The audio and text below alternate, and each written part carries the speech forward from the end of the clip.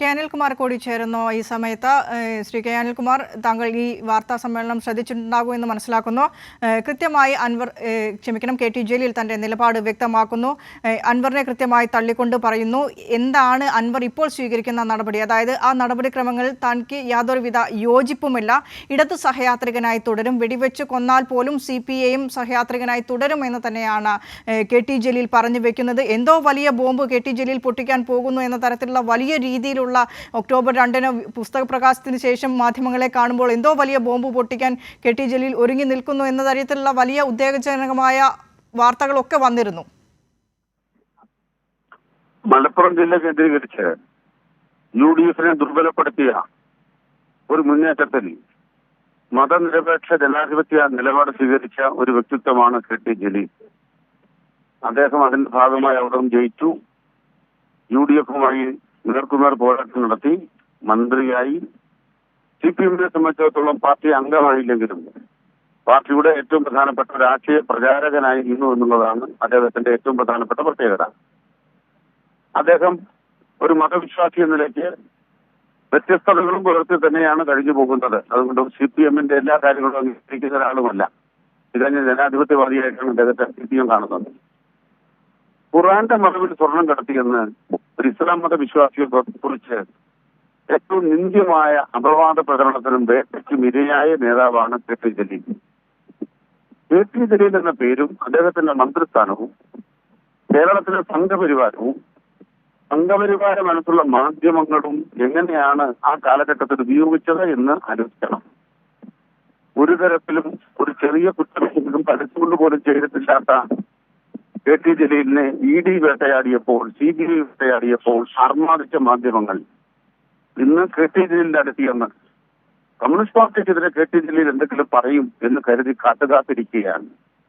അവരെല്ലാം ഇളിപ്പരാക്കിക്കൊണ്ടാണ് K T Jaleel നിങ്ങൾ എന്താണ് എന്ന് അവർക്ക് ഒരു തവണ കൂടി തുറന്നു കാട്ടിക്കൊടുത്തത്. ഇതേ കെ ടി ജലീൽ തലയിൽ മുന്നിട്ട് EDയെ കാണാൻ പോയി എന്ന് പറഞ്ഞുകൊണ്ട് കെ ടി ജലീലിനെ അപമാനിച്ച മാധ്യമങ്ങളടക്കം പോയി ഇരിക്കുകയാണ്.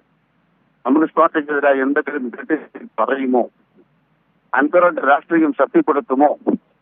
കെ ടി ജലീൽ തികഞ്ഞ പറഞ്ഞു, ഒരു പൊതുമണ്ഡലത്തിൽ പരാതികൾ ഉയർന്നു വന്നാൽ അന്വേഷിക്കാൻ സർക്കാർ തയ്യാറാവുക എന്നുള്ളത് വളരെ വളരെ സ്വീകാര്യമായ നടപടിയാണ്. ഇവിടെ ഒന്നല്ല 4 അന്വേഷണം.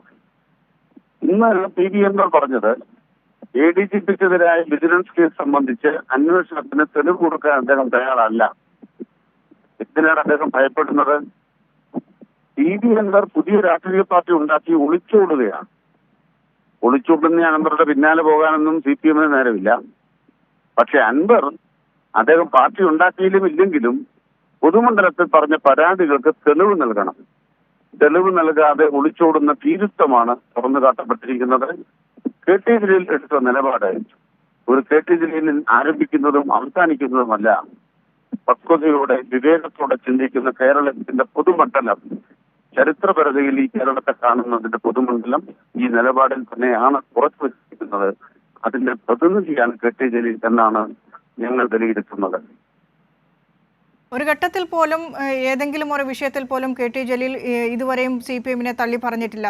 ഒരു പരാതിയും അത്തരത്തിൽ കെ ടി ജലീൽ ഉന്നയിച്ചില്ല. അദ്ദേഹത്തിന് ഇന്ന് വാർത്താ സമ്മേളനത്തിൽ അദ്ദേഹം പറഞ്ഞ കാര്യം ഏറ്റവും കൂടുതൽ വേദനിപ്പിച്ചത് തനിക്കെതിരെ ഏതൊക്കെ രീതിയിലുള്ള ഇല്ലാ കഥകൾ പറഞ്ഞ് പ്രചരിപ്പിക്കാൻ ചില മാധ്യമങ്ങൾ ശ്രമിച്ചോ അത് ഇപ്പോഴും തുടരുന്നുണ്ട്, വിവാദമാക്കാനാണ്. അത്തരത്തിലൊരു കാത്തിരിപ്പാണ് ഇപ്പോഴും മാധ്യമങ്ങൾ നടത്തുന്നത്. താൻ ഏതെങ്കിലും തരത്തിലുള്ള വെളിപ്പെടുത്തൽ നടത്തും എന്ന് പറഞ്ഞത് താൻ ഇടതു സഹയാത്രികനായി തുടരും എന്ന കാര്യം നിങ്ങൾക്കൊരു വെളിപ്പെടുത്തൽ തോന്നിയില്ലേ എന്ന് കൃത്യമായി തന്നെ കെ ടി ജലീൽ ചോദിച്ചു വെക്കുന്നു.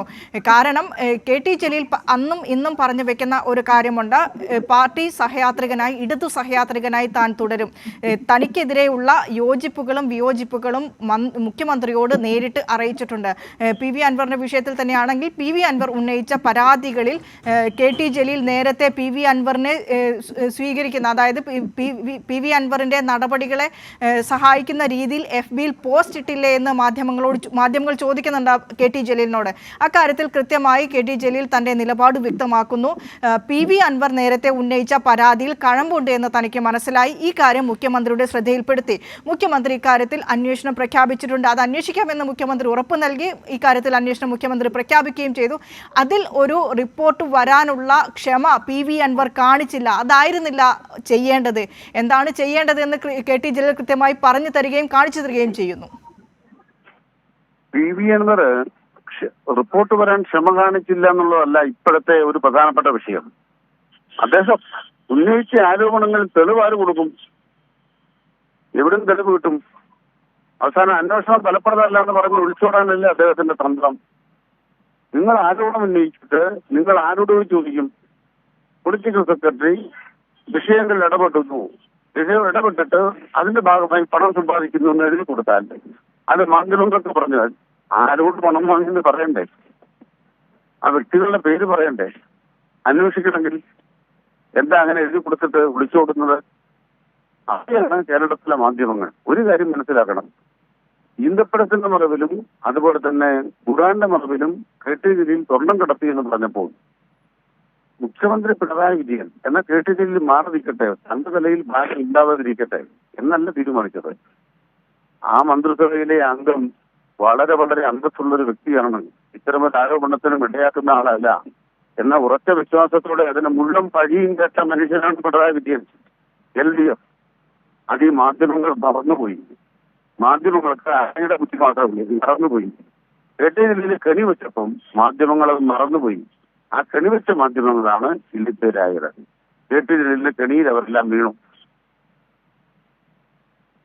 ശരി, ശ്രീ അനിൽകുമാർ, വളരെ നന്ദി ഈ ഒരു ഘട്ടത്തിൽ ഞങ്ങളോട് പ്രതികരിച്ചതിന്.